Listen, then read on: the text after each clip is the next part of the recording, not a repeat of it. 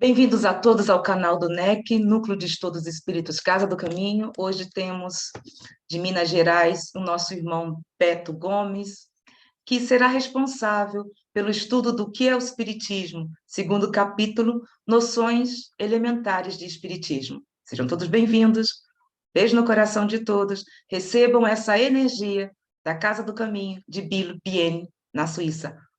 Meu irmão, muito obrigada, grata se tivesse hoje você aqui. Bom, sem palavras, é contigo, meu irmão. Muito obrigada. Abraço fraterno. Bom, boa tarde a todos. Boa tarde, Selma. Boa tarde, Sandro. Boa tarde, boa noite. Boa tarde. Ai, deve ser boa noite, é verdade. Boa noite. Bom dia para quem for ver depois. Bom, como da outra vez a gente veio aqui, a gente gostaria de dizer que deixar mais aberto quando alguém quiser comentar, interromper, complementar, perguntar, para que a gente possa fazer o estudo ser um pouquinho mais dinâmico. E hoje, então, nós estaremos iniciando o capítulo 2 do que é o Espiritismo, que são as observações preliminares. No item 1, o Kardec ele coloca um ponto muito interessante sobre a questão das pessoas que desconhecem o Espiritismo ou conhecem superficialmente, ou ainda conhece de alguma forma que alguém disse, que alguém falou. É o famoso telefone sem fio. E muitas das vezes a gente percebe que na fala do Kardec, ele vai colocar que algumas pessoas, mesmo presenciando o fenômeno, mesmo vendo ou percebendo algo, mesmo assim não ficará convicto, mesmo assim não passará a acreditar. Isso a gente vê provavelmente todos os dias, em tudo quanto é lugar, hoje, na nossa modernidade. O que mais se tem são pessoas buscando furos dentro da doutrina espírita, principalmente através do que eles enxergam no movimento espírita, para poder diminuir, menosprezar, menoscabar a doutrina espírita. Então, o Kardec já previa isso, e mais para baixo a gente vai ver que ele fala que no tempo dele já era assim. Hoje, como a doutrina espírita abarcou grande parte do planeta, em quase todos os locais, as pessoas pelo menos já ouviram falar dos fenômenos, de como aconteceram. Logicamente, muitos iriam se levantar para ser adversário de toda essa doutrina, colocando assim pontos negativos em que a doutrina viesse a trazer. Então, ele vem colocar aqui: o ideal seria que nós fizéssemos o estudo da doutrina espírita para melhor compreendê-la. E é muito simples a gente entender isso. Ninguém aprende matemática sem estudar, ninguém aprende medicina sem estudar, ninguém aprende nada que queira fazer sem estudar. Para a gente acessar aqui a plataforma do Zoom, para a gente poder depois estar no vídeo no YouTube, alguém teve que aprender como instalar, como iniciar, como colocar os nomes, como compartilhar a tela, e depois de tudo isso, baixar esse vídeo, colocar ele num formato que o YouTube aceita, e lá no YouTube subir o vídeo, colocar nome, título, etc, etc. Enfim, só para explicar já ia demorar um tanto, imagina para aprender isso. É um aprendizado árduo. A mesma coisa a doutrina espírita. Não dá para a gente olhar para ela de forma superficial e acreditarmos que entendeu. Recentemente, um grande divulgador da doutrina espírita, Simão Pedro de Lima, daqui de Patos de Minas, pertinho, que eu estou em Uberlândia, ele foi convidado a falar sobre o livro e sobre o que é o Espiritismo. E ele iniciou assim: quem sou eu para dizer em uma hora o que é o Espiritismo, sendo que é uma doutrina imorredora, eterna, que está dentro de nós? Depois que ele falou isso, eu pensei assim, é uma audácia muito grande eu tentar querer explicar. Talvez em um livro, ou em um momento. Então, a gente percebe que a gente tem alguns lampejos, porque é necessário ler, ouvir e sentir dentro de nós o que realmente significa a doutrina espírita. Porque ela tem, sim, uma parte teórica muito grande, muito extensa, mas ela nos propõe a uma prática que muitas das vezes é desafiadora, porque ela é desconfortável, ela bate de frente com o nosso egoísmo e com o nosso orgulho. E aí está aonde o principal fator das contradições do espiritismo. Porque dentro do nosso orgulho, nós acreditamos saber mais do que as coisas que são naturais dentro da doutrina espírita. Por exemplo, Deus. Por exemplo, espírito. Por exemplo, mundo espiritual. Então, se às vezes as pessoas que não acreditam nisso de forma alguma, alegando algum conhecimento em alguma outra área, negaram tudo isso, fica muito difícil de falar para ela, olha, mas isso é como uma escadinha, você não vai conseguir aprender a fazer uma equação de segundo grau, como a gente dizia anteriormente, entreguei minha idade, sem aprender somar, multiplicar, dividir, diminuir, as coisas elementares. Então, assim a doutrina espírita, a gente vai galgando degraus e entendendo conceitos. Dentro dessa proposta, eu trouxe aqui 2 conceitos que estão no Livro dos Espíritos. A pergunta 27. Há, então, 2 elementos gerais do universo, a matéria e o espírito? Pergunta Kardec. Os espíritos respondem, sim. E, acima de tudo, Deus, o Criador de todas as coisas. Então, se pudéssemos sintetizar, existem no universo Deus, Espírito e matéria. 3 elementos distintos e diferentes uns dos outros. Qualquer outra coisa deriva dessas 3 propriedades, ou melhor dizendo, desses 3 elementos do universo. Entendendo isso, já ao chegar a uma reunião mediúnica, que é o exemplo que ele coloca aqui, ou uma reunião onde existe o fenômeno mediúnico, que não necessariamente precisa ser uma casa espírita, a gente entendendo que existem os 3 elementos, vai ficar mais fácil entender o fenômeno. É isso que a gente tentou colocar aqui. Na pergunta 29 do Livro dos Espíritos, Kardec coloca assim, a ponderabilidade é atributo essencial da matéria? O que é ponderabilidade? Mensurar, medir e avaliar. Significa que só é matéria aquilo que nós podemos medir, aquilo que nós podemos mensurar, aquilo que nós podemos avaliar, tocar, sentir, cheirar, perceber, colocar o microscópio eletrônico. Matéria é só isso? Essa é a pergunta. E aí os espíritos respondem assim, da matéria como a entendeis, sim. Não, porém, da matéria considerada como fluido universal. A matéria etérea e sutil que constitui esse fluido vos é imponderável. Significa que vocês não podem medir, não podem mensurar e não podem avaliar. Nem por isso, entretanto, deixa de ser o princípio da vossa matéria pesada. E o Kardec pega um exemplo da época. A gravidade, por exemplo, é uma propriedade relativa. Inclusive, se a gente for pegar hoje, não existe nenhum aparelho que mede a gravidade. O que se existe é a gravidade numa variação, onde você utiliza números para poder provar outras coisas.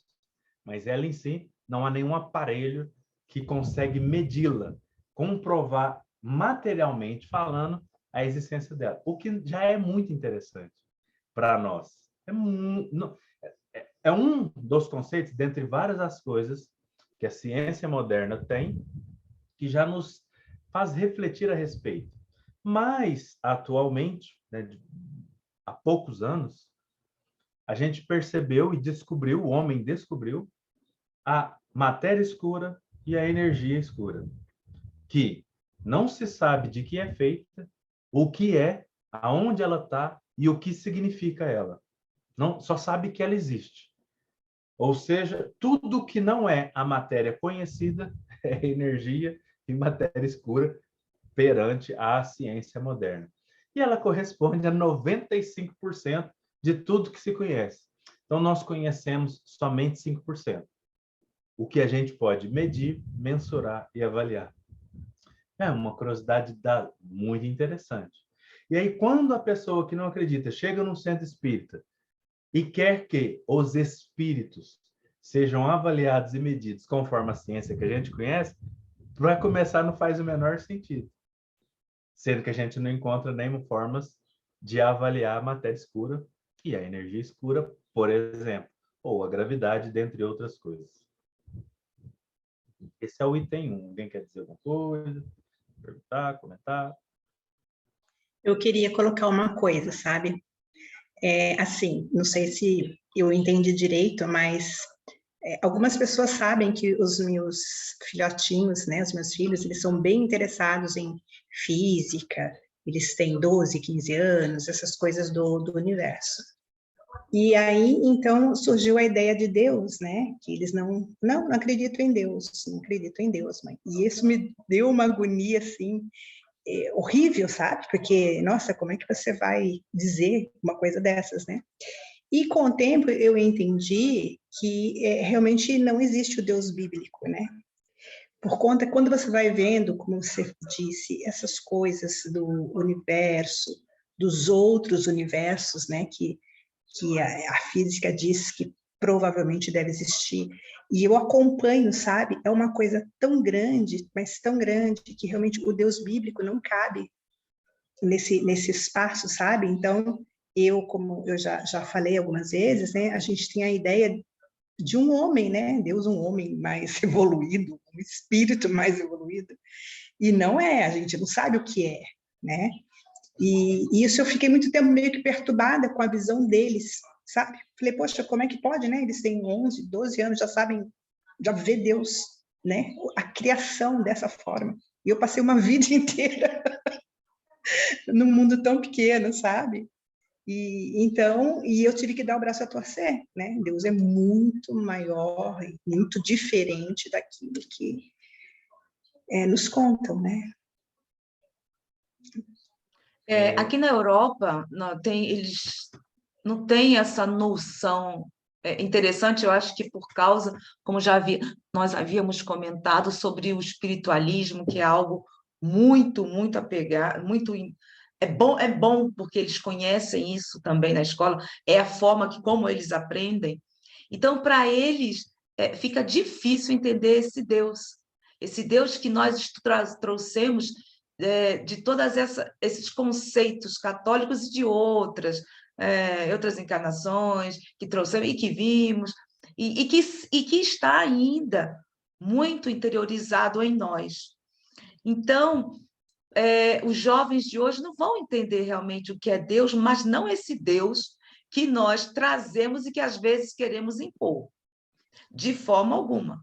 De forma alguma. Para eles têm uma noção completamente mais ampla e claro, do que nós.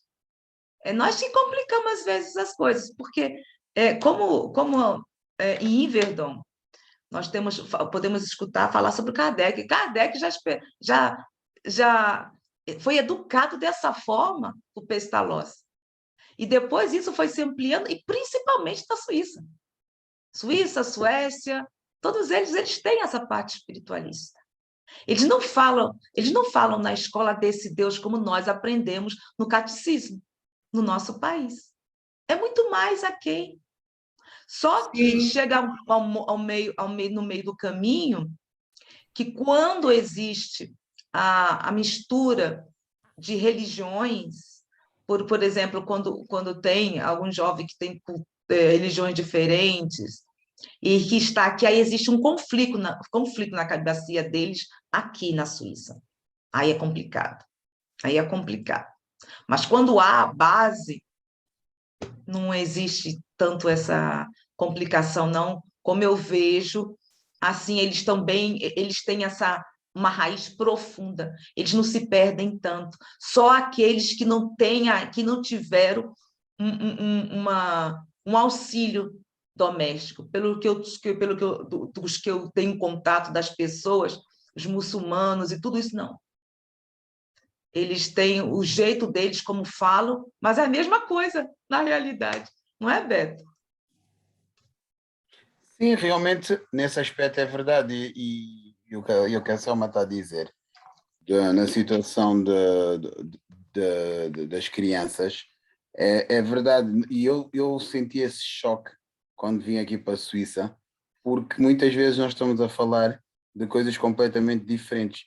E a completar o que diz a Zélia, é exatamente isso. Nós temos esse Deus católico que é grande, mas que o Deus que eles aqui falam é muito maior. É muito maior porque eles têm outro tipo de abertura. Como eles não são exclusivamente católicos, ou quase, muitos deles até mesmo são ateus, mas eles impõem a ciência para tentar justificar alguma coisa. E é isso realmente o grande papel dos pais, é essa base, é conseguir dar essa base para quando eles cheguem a essa altura realmente não se perderem, ou, não, ou pelo menos sentirem que existe também algo mais do que simplesmente a ciência. E outra coisa é que aqui os cantões são independentes. Eu não sei como é que seria cantão no português. Estados. Distritos. Distritos, porque não são estados, são distritos. Então, cada cantão tem uma, por exemplo, tu estás no cantão, Sandro, que é católico. Nós estamos no cantão... Não. Eu estou no cantão ateu. Poxa, como não, nada a ver, Neuchâtel é católico. Não, é ateu. Não tem filiados católicos. Bom, eu pelo menos assim, amor, confirma aí, por favor, se você estiver ainda, né? Tá ouvindo? Ele só deixa para dizer que tá, sabe? Para fazer. Bom, ele é suíço, ele precisa responder. No cantão Berna é protestante. E alguns cantões, por exemplo, eles seguem até as fechas, as datas, no caso católicos e protestantes. Berna é protestante. Eu pensava que o cantão Neuchâtel e o outro eram católicos, mas depois a Ernesto confirma aí. Quem sabe é ele. Friburgo é católico. Friburgo é católico. Friburgo é católico, né? Eu tenho que ver. Porque ele estava num cantão onde, por exemplo, teve ele como protestante foi para quando ele era adolescente, ou que era católico, e teve muitos problemas lá. Então, influencia até isso. Exato. Um país pequeno do estado de Sergipe, com tantas divisões, e mexe também, e também a escola vai seguir isso. Ou seja, para cada cantão.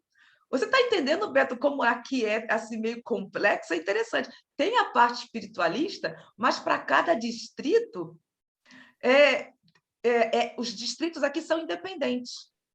Então, não pode influenciar o governo nos cantões. E também as escolas terão uma educação diferente, mas a base é a mesma. Entendeu? Interessante isso. Suíça é interessante. Entendi. Eu fiquei pensando só em uma coisinha. Existe uma questão, provavelmente a grande expansão do ateísmo europeu dá-se principalmente devido às cruzadas, à grande quantidade de assassinatos em nome de Jesus Cristo. O que não quer dizer que as atitudes têm a ver com o que está escrito. Eu fiquei pensando que talvez Deus bíblico não seja o melhor termo, porque a nossa interpretação é extremamente equivocada da Bíblia. Por exemplo, o primeiro livro chama Gênesis, que em grego significa origem. Mas o nome original dele em hebraico é Bereshit, que significa em princípio. Apesar de ser parecido, não é a mesma coisa. E o primeiro versículo bíblico, no original, é Bereshit bara Elohim et ha-shamai et haaretz. Significa, em princípio, Deus formou o céu e a terra. Porque Elohim é um plural de Deus. Eloh seria Deus, e o Rim, o IM no final, daria um plural. Significa que o Deus é monoteísta, é um Deus só. Mas o que está escrito ali é que houve uma cooperação. No livro A Caminho da Luz, o Emmanuel explica para nós que Elohim é aquela comunidade de espíritos evoluídos que vieram e moldaram o planeta Terra, junto com Jesus na sua presidência, e na sua governadoria, melhor dizendo. Por que a gente está comentando isso? É que quando nós passamos os atavismos católicos, protestantes, a gente traz um Deus que não está na Bíblia. A gente traz um Deus interno, orgulhoso, ciumento, egoísta, porque a gente interpreta ao pé da letra. A gente não podia exigir de Moisés que ele tivesse a compreensão que a gente tem hoje, por exemplo, do multiverso, que é uma infinidade gigantesca de planetas, sóis, estrelas. Ele não poderia, mesmo se ele tivesse sido intuído a falar disso, como que ele iria dizer? Deus, o Senhor dos Exércitos, que é a mesma palavra do hebraico para o exército é estrela, o Senhor das estrelas. Então, foi assim que ele conseguiu reproduzir essa fala.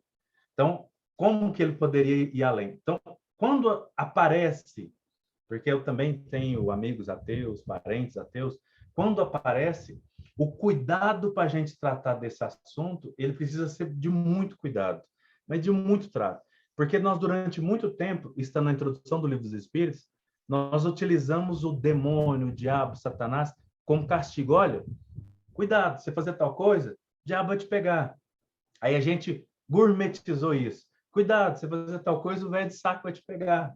E a gente vai mudando, moldando, mas são coisas que nós temos internamente. Nem o velho do saco, nem Satanás tem culpa de nada disso. A gente é que não sabe o que usar, a gente usa o medo, né? Os obsessores, isso é obsessão. Não, você está de jeito, é obsessão. A gente vai mudando as coisas e continua nos mesmos conceitos. O que essa criançada e essa rapaziada moçada de hoje tão de diferente é que esses atavismos para nós não faz sentido nenhum. Algumas coisas não fazem tanto sentido, inclusive é o último item do livro A Gênese, que fala da geração nova, que cada geração vem com coisas tão diferentes que a gente fica surpreso, é que para eles, um conceito que para nós há 20 anos atrás era específico, de que, por exemplo, para a ciência, a homossexualidade era uma doença, era tratado como doença, chamava homossexualismo. Esses jovens, eles acham isso de um absurdo tão grande que eles falam assim, como é que vocês pensaram uma coisa dessa? Para eles é nato, é nato. Eles respeitam o ser humano porque são humanos. E no Evangelho segundo o Espiritismo, no capítulo 7 ou 9, agora não me falha a memória, o Espírito fala assim, a gente deve respeitar todo mundo independente de crença, etnia, cor. Está escrito há muito tempo atrás. No entanto, durante muito tempo e até hoje, existem grupos, e talvez dentro de nós ainda tenha uma coisa gritando, a gente querer discriminar alguém por qualquer que seja o motivo. Porque é negro, porque não tem cabelo, porque é gordo, porque é magro demais, porque é branco demais, porque tem o olho azul demais, enfim. A gente fica buscando coisas materiais para a gente diminuir aquela pessoa. São conceitos equivocados nossos. E a gente põe todo esse equívoco nosso em Deus. E a gente apresenta esse Deus para as pessoas. Os novos não vão aceitar esse Deus nunca, jamais. Eles já vêm com, vamos dizer, um software, um firewall, de falando assim, tem alguma coisa errada aí, tem alguma coisa que não está batendo. E graças a Deus que eles vêm com isso, porque a gente precisou rever tantos conceitos nos últimos 20 anos, a gente precisou rever tanta coisa, e existe um grito ainda muito forte de pessoas que não querem essa mudança, que acha desconfortável, que acha muito ruim, e talvez esse grito está dentro de nós. E o nosso papel é ver se esse grito está dentro de nós, se o que nós estamos construindo dentro de casa ressoa com aquilo que a gente fala. Deus é bom, Jesus é muito bom, a gente tem que amar as pessoas. Para terminar, que eu vi que o Sandro acha que quer falar, a minha esposa, esses tempos, estava participando em um evento espírita, e a pessoa que estava dando o estudo estava falando sobre família. Na hora que ela falou assim, a família é isso, a família é aquilo, a gente precisa amar a família. Ela acabou de falar isso, o neto veio. Vovó, não sei o quê. Vai para lá, eu estou dando estudo, já não te falei? E aí saiu. Aí ela falou assim, como a pessoa acabou de falar que tem que amar a família, faz isso com o neto no estudo. Então, esse é o cuidado que a gente está sendo conclamado a fazer. Esse é o desafio. Esse é o maior desafio nosso da atualidade. Não, sem dúvida alguma. E realmente o facto das pessoas ainda estarem recalcadas e a dificuldade de mudar, porque mudar não é fácil. Porque as pessoas, mesmo muitas vezes, quando não acreditam naquilo e veem que as coisas não são assim como elas acreditam, mas o simples facto de mudar é difícil. É sair da linha de conforto e aceitar que esse tempo todo estiveram erradas. E isso às vezes é complicado. E assim, se fosse fácil mudar, tudo mudaria de um dia para o outro, não é? O amor, para tirar uma dúvida, você se lembra quando você estudou sobre os cantões lá? Neuchâtel, só para me tirar a dúvida, porque tem alguma coisa na minha cabeça. É protestante ou católico? Nunca estudamos esse, pero é mais católico. É porque isso que eu tinha na minha cabeça, Freiburgo, essa parte ali, eu não sei a porcentagem de Neuchâtel entre católicos e protestantes. Friburgo é o único cantão Isso se sabe. fala francês que é católico. E Neuchâtel é moitié-moitié. É isso que eu estava notando, porque é isso. Pronto, então aí está explicado, viu? Tá bom. Porque bom, o que eu também acho interessante em relação aos jovens, nós estamos falando sobre Deus, viu, amor? Sim. Ernesto chegou, acho que foi Ernesto chegou em casa dizendo que tinha dois adolescentes. E tinha uma festa aí, que eu não sei, não me lembro, eu acho que ele vai se recordar, e um perguntou para o outro, o jovem, você sabe o que é Deus? Sabe esse negócio de Natal, de Belém, essas coisas? Perguntou para o coleguinha, dentro do ônibus. Aí ele falou assim, não, eu não sei esse negócio, não. Você não sabe? Você não foi isso, amor? Sim, no ônibus. Então, o que estava falando sobre Belém, sobre Natal e tudo, estava explicando o coleguinha tudo isso, essa parte de Deus. Olha só que coisa mais maravilhosa. Então, eles já vêm preparados, principalmente quando no lar tem essa base. E é muito forte a dos muçulmanos, mesmo que eles, não sei, eu acho difícil eles mudarem futuramente, porque é muito forte a educação muçulmana aqui. E por isso que existe, às vezes, algum probleminha na cabecinha, como nós vemos aqui, um morador que tem problemas muito graves, porque está entre a religião deles e a realidade aqui na Suíça, entendeu? Por isso que ele estava numa confusão danada na cabeça dele. Ele já tem, 30 e poucos anos. E isso que está existindo atualmente, sabe? Mas isso tudo vai passar. O que eu gostaria de deixar realmente claro é que a nossa realidade aqui, se bem que não é tão aberta como no terceiro mundo, é um pouco difícil, justamente pelo que você comentou sobre as cruzadas, sobre as perseguições, sobre as guerras que nós tivemos, o que fizeram sobre os judeus e tudo isso, aí realmente é complicado. É complicado para nós. A minha palavra final, porque o protestantismo é mais moderno, são gente mais educada, mais inteligente, mais avançada.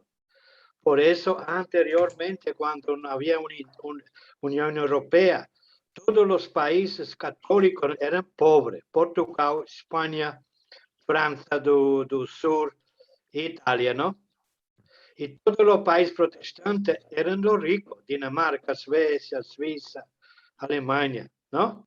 E quando você entrou há 50, ou depois da guerra, no sul da Alemanha, que é Bavária, que é católico. Quer dizer, não é por casualidade que o mundo protestante é mais avançado.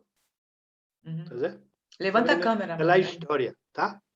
Isso, fica aí, porque ele gosta muito de discutir sobre Deus. Não é só teus filhos, não, viu, Selma? Tem um aqui que só Jesus. Mas só que a mentalidade dos teus filhos é bem diferente. Ele é do contra. Eu sou da história, amor, nada mais. E da lógica humana. Sim, Mas vai lá, Beto, vamos lá. Vocês mas desculpa, eu penso que a situação aqui da religião a nível mundial tem um bocado a ver também com a parte económica. Por quê? porque nos países de terceiro mundo, nos países pobres, há necessidade da esperança, há necessidade de encontrar algo onde nos agarrarmos. Enquanto que aqui no primeiro mundo, o que é que acontece? As pessoas só põem essa questão quando falta alguma coisa. Porque como não têm a dificuldade nas primeiras coisas, nos bens materiais, nos bens de primeira necessidade, então só quando os pais oferecem tudo, as crianças vão crescendo e começam a ver que não preenchem o vazio que eles têm, então aí é que se começam a questionar, no meu ponto de vista. O Ernesto aprendeu muito isso, muito, muito, porque até então ele desde jovem teve a questão financeira, ganhava muito mais do que o pai, então ele tinha essa coisa do poder, ele olhava muito a parte financeira. Depois que ele foi para Paraguai, mas principalmente no Brasil, onde nós trabalhamos dentro de uma favela, com problema com reciclagem, aí tocou muito, porque não fomos bem do zero até lá no fim do poço, mas ele teve contato com a pobreza diretamente, coisa que ele não havia tido desta forma, conhecia, mas não dessa forma a pobreza, e despertou nele coisas que hoje em dia ele diz. Ernesto nunca na vida dele tinha dito graças a Deus. Depois, quando teve contato, conversando com essas coisas, ontem mesmo, ele agradeceu a Deus por ter ocorrido com essa parte da minha saúde. Ele agradeceu. Então, veja só como as coisas vão surgindo no próprio ser, né? É gradual e será sempre gradual. Ele tinha que encontrar essa parte, conhecer como suíço, como você está dizendo, Sandra, para poder valorizar e buscar em si algo que, na verdade, está nele, mas como foi educado, ou sei lá, como espírito, porque no caso dele é o espírito dele, ele terá o tempo dele de descobrir, sabe? Eu queria fazer mais uma pergunta para o Beto, atrapalhando toda a confusão e a aula, né? Mas, Roberto, você disse sobre os 3 elementos do universo. Você falou Deus, Espírito e Matéria. Então, porque qual é a minha questão? Quando você fala de matéria, o que é a matéria? Por exemplo, se você está num mundo espiritual, você está numa matéria que não é a nossa matéria, é isso? Sim. Nas questões mais para frente até vai dar uma aprofundadinha nisso, mas sim. Inclusive, na verdade, é perguntado para o Kardec, eu vou adiantar um pouquinho para mostrar. Será certo dizer que os espíritos são imateriais? Como se pode definir uma coisa quando faltam termos de comparação e com uma linguagem deficiente? Pode um cego de nascença definir a luz? Imaterial não é bem o termo, incorpóreo seria mais exato. Como a gente vai dando para entender aqui, o espírito tem propriedades diferentes do que a gente chama de matéria. No entanto, o espírito é um tipo de matéria se a gente for comparar com Deus, que é mais espiritual. E o que a gente vê, a gente percebe e a gente enxerga quando fala em psicofonia, psicografia, é o perispírito do espírito. Nem sequer é o espírito, que é essa parte mais material do que o próprio espírito. Então, se a gente fosse... Eu sei que é muito doido partir por esse lado, né? Mas vamos lá. O que a gente entende de matéria, até aqui onde Kardec estava, eram o que que você pode entender como 4 elementos: terra, fogo, ar e água.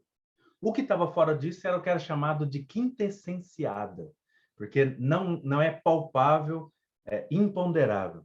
Hoje, o que a gente percebe com a física quântica, por exemplo, é que a própria matéria tem variações que são difíceis do físico explicar. Por exemplo, um elétron, que é uma partícula muito pequenininha dentro do átomo, ora ele se movimenta como partícula, ora ele se movimenta como onda.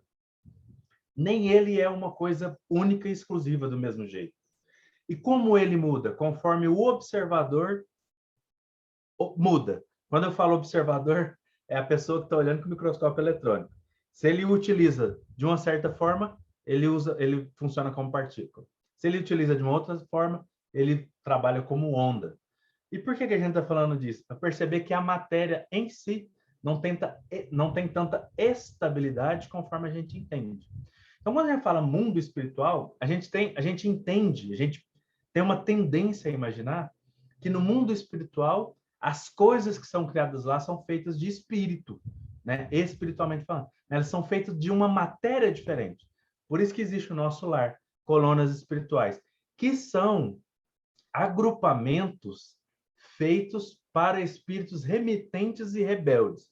Apesar de a gente ficar doido para ir para o nosso lar, é para espírito rebelde. Aonde que está escrito isso? Está no nosso estudo no que é espiritismo, está no Livro dos Espíritos. E se a gente for ler o nosso lar com cuidado, a gente vai perceber que lá tem câmaras retificadoras, onde ficam os espíritos que ainda estão adormecidos e estão convalescentes, etc. Enfim, a questão é que são locais de transição. Apesar da gente falar a vida no mundo espiritual e entender que aquela é a vida no mundo espiritual, ela não é. Ela é o caminho para chegar no mundo espiritual. Mas é o que a gente tem referência mais próxima. E por que o André Luiz trouxe daquele jeito? Porque a gente tinha que entender. A gente precisava entender. Também a literatura espírita André Luiz precisa ser interpretada. Se a gente levar o pé da letra, ela está lascado. Pode ver que em muitos momentos ele fica assim, como eu vou explicar? O começo do livro No Mundo Maior, eu acho lindo, é poético. Estávamos nós sobre as luzes ali no nosso lar e descíamos rumo às trevas. E a paisagem ia modificando e mudando conforme íamos caminhando do claro para o escuro. Isso é poesia. A gente interpreta ao pé da letra. É poesia. Ele está falando de mudança de frequência e vibração de ondas. Vou chamar de semimateriais, né? Que não o tipo de matéria que a gente conhece. Mas ainda são matérias. E ele está falando de vibração. Mas na nossa cabeça, não. Ele está no alto e está descendo. Fisicamente, geologicamente falando. Deus está no alto, Satanás está no baixo. Na nossa cabeça, a gente não consegue entender que o alto é vibração e o baixo é vibração. Então, a matéria funciona assim e o espírito funciona assim, em vibração. Por isso que varia tanto. Então, são diferentes propriedades de matéria que, segundo os espíritos, ainda não conseguem nos explicar. Mas como nós estamos estudando já há algum tempo, acho que já tem uns 2 anos ou mais, por isso que é bom esse nosso estudo, que vamos devagarinho. A Selma, ela não estava no início do estudo do nosso lar. E estudamos sobre a manipulação dos fluidos, que é pura matéria no mundo espiritual. Né? Que quando eles falam como elaboram a vestimenta, a alimentação, e que tem espíritos responsáveis pela manipulação do fluido, que dá a união divina. Só eles que podem manipular esses fluidos, que é através da vontade deles. Então, isso já estudamos, já falamos sobre isso, e fica muito mais claro quando nós estudamos gradualmente as obras do André Luiz. Por isso que nós damos esse tempo, porque saímos, vamos para buscar outras, dentro do Espiritismo, outras obras, e fica mais fácil para entendermos essa dimensão que há, essa manipulação que o mundo espiritual faz, que é a matéria. É quintessenciada, e só é. Nós não podemos ainda entender, porque se nem mesmo os espíritos que lá se encontram estão estudando para poder entender, imagine nós. O André Luiz fala isso, né? Da manipulação que existe dos fluidos no mundo espiritual pela união divina. Os livros do André Luiz, ele tem uma coisa tão interessante que se você pegar o Nosso Lar e ler e lê Os Missionários, que é 2 livros depois, parece que é outra pessoa falando. De tanto que... Mas o que ressoou nele é diferente. Aí quando você vai lá no mundo maior, ou mais, Evolução em Dois Mundos, você fala, não é possível que esse cientista espiritual, André Luiz, é o mesmo jornalista do nosso lar. Não pode ser o mesmo, não tem lógica. De tanto que a forma com que ele fala e com que ele traz modifica. O livro Evolução em Dois Mundos é um livro denso, para nós leigos que não somos estudiosos assim, de medicina, física, química, de forma profunda. Ele é um livro denso, você tem que ir devagar, tranquilo, mas lá ele fala dessas propriedades da matéria, da evolução das espécies, de elos perdidos que Charles Darwin, por exemplo, não conseguiu explicar. Ele fala que foi criado lá, ele não fala como, mas que foi criado lá, ele dá alguns lampejos, né, algumas ideias. E o livro Evolução em Dois Mundos, ele tem uma coisa tão interessante que a parte, vou chamar de mais moral, mais religiosa, é psicografada pelo Chico, e a parte mais científica pelo Valdo Vieira, que era médico, né, doutor, etc. Para ver que precisava de uma mente mais acostumada àquele conhecimento para poder trazer. E por que a gente está falando isso? Parece que não tem nada a ver com o tema. Se um médium precisa de certos pré-conhecimentos para trazer a lume alguns conhecimentos transcendentes, como que nós, porque é o próximo item aqui, o item segundo, o Kardec vai falar sobre por que a gente precisa utilizar as ciências conhecidas, somente elas, física e química, as duas que ele coloca aqui, para poder explicar o fenômeno espiritual. Que essa é a questão mais poderosa no ateísmo. Ok, vocês dizem que existe espírito. Como que eu vou provar? Se você fala que ele tem um espírito, eu jogo uma farinha, ele não aparece. Eu jogo uma água, não faz nada. Nada do que existe, eu jogo nele e eu percebo que ele existe, eu tento ouvir e não ouço, como que pode provar que existe? A gente está utilizando algumas matérias que existem hoje no mundo para mostrar como a matéria existe. E quando eu digo matérias, é física e química. No entanto, por exemplo, se a gente for pegar, vamos voltar lá no exemplo, o smartphone, a física que está nele não é a mesma de Isaac Newton, por exemplo. É a física quântica que fez com que ele existisse, por exemplo. Então, significa que existem. Eu vou pôr entre aspas. Se um físico escutar eu falando isso, perigoso um físico em algum lugar no mundo até dá um derrame agora que eu vou falar. Mas entre aspas, é bem entre aspas. Se fosse pegar só a física newtoniana, jamais a gente teria o computador, né, a internet, por exemplo. É criado dentro de leis diferentes, que é dentro da lei da física quântica, que não tem a mesma ordem que tem na física de Newton, por exemplo. Que a física de Newton tem uma ordem, né? Um procedimento que precisa ser respeitado. A física quântica não tem. Ela é variável. Significa que se a matéria, com uma mudança nesse paradigma, nós saímos do... Como é que chama? Telégrafo. Do código Morse, tic, tic, tic, tic, para um celular ou para um computador, que nós estamos aqui em países diferentes, em locais diferentes para poder comunicar, por causa de uma variação, imagina quando a gente conseguir ter acesso às leis que regem a matéria perispiritual. Vou chamar ela assim, para não falar que é matéria totalmente. A matéria perispiritual. Né? Recursos para poder avaliar essa matéria perispiritual. Aí sim a gente vai ter um ganho muito grande.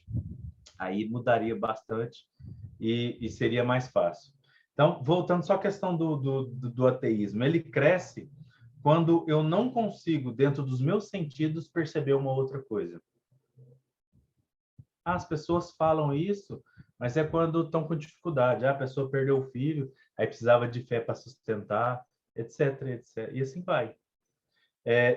Eu não vou falar o nome, porque isso aqui depois vai para o YouTube. Não vou falar o nome, mas tem um intelectual do Brasil razoavelmente importante, ateu, que ele menospreza o tempo, sempre que ele tem a oportunidade, ele menospreza o espiritismo com uma veemência muito grande. Pergunta-se para ele, qual que é o pior filme que você já assistiu? Nosso Lar. Eu acho de uma pobreza, eu acho que o espiritismo, os espíritos têm uma pobreza de linguagem, uma pobreza para criar, porque para mim, tudo que é religião é criação. E a criação dos espíritos, para mim, é a mais pobre. Aquela questão de bônus hora com monetização no mundo espiritual, acho muito baixo. E ele, né, isso é o menos. Ele é bem sarcástico quando ele fala do espiritismo. E ele já falou diversas vezes. E aí, pegando do ponto de vista dele, a gente percebe que o que falta é que ele olha pelo ponto de vista da física, da química, e naquilo que ele é doutor, filosofia. Mas dentro da filosofia materialista.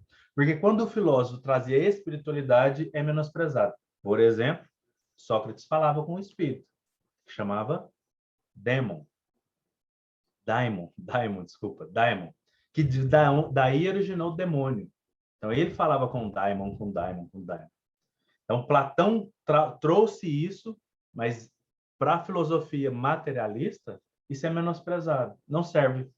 Porque hora nenhuma ele conseguiu provar, deve ter sido um momento de demência, algum problema ali intelectual, cognitivo de Sócrates. E aí eu menosprezo uma coisa para ficar com outra. Então, se você pegar a maioria dos filósofos, vai ver que eles tinham crenças. Chamavam eles de Deus ou deuses. Se a gente pegar, por exemplo, Marco Aurélio, que é um grande filósofo estoico, a gente vai perceber que ele acreditava em deuses. Mas aí ele coloca Deus, e se a gente entender que cada pessoa utiliza uma linguagem para falar a mesma coisa, nossa, a gente resolveria muito dos nossos problemas. Quando a gente vai ouvir o autor ou ler o autor, se a gente que falar assim, não, eu quero entender o que ele está querendo dizer, não o que eu sei, a gente teria uma certa facilidade em entender um pouco melhor. Porque, por exemplo, o que o Allan Kardec ele fala de corpo, perispírito e espírito. E aí, um pouco mais à frente, ele fala de duplo etérico, por exemplo. O André Luiz vai muito além. E aí ele fala de 7 corpos. O Emmanuel fala de 5, 6. Não quer dizer que existam 1 trilhão, ou 5 ou 7. Quer dizer que, a cada momento que eles estão falando de uma coisa extremamente sutil. É de propriedades dessa não matéria ser diferente conforme ao alcance vibracional ou não. É mais ou menos o que hoje a ciência chama de campo. Quando eu penso e reflito numa pessoa, no que a ciência já provou que irmãos gêmeos, se tiver aqui um aqui e outro lá na Suíça, às vezes um sente aqui e o outro sente lá. E fica buscando na genética a resposta disso. Não encontrou. Mas descobriu-se que os campos deles têm alguma ligação porque tiveram ligação durante muito tempo no ventre da mãe. Ótimo, é uma resposta. Mas são campos gravitacionais que estão totalmente distantes um do outro. Por que eles conseguem se alcançar e nós não conseguimos?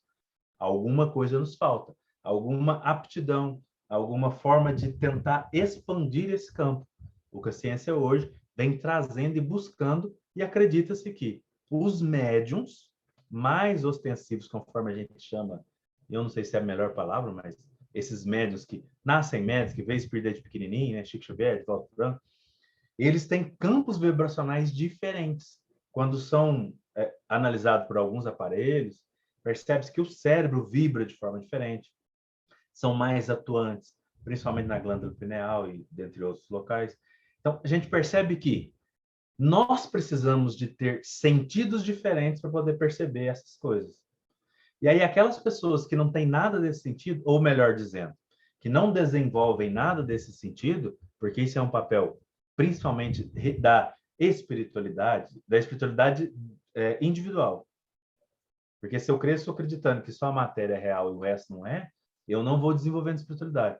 Como eu vou poder perceber a espiritualidade sem desenvolver ela? Raramente acontece.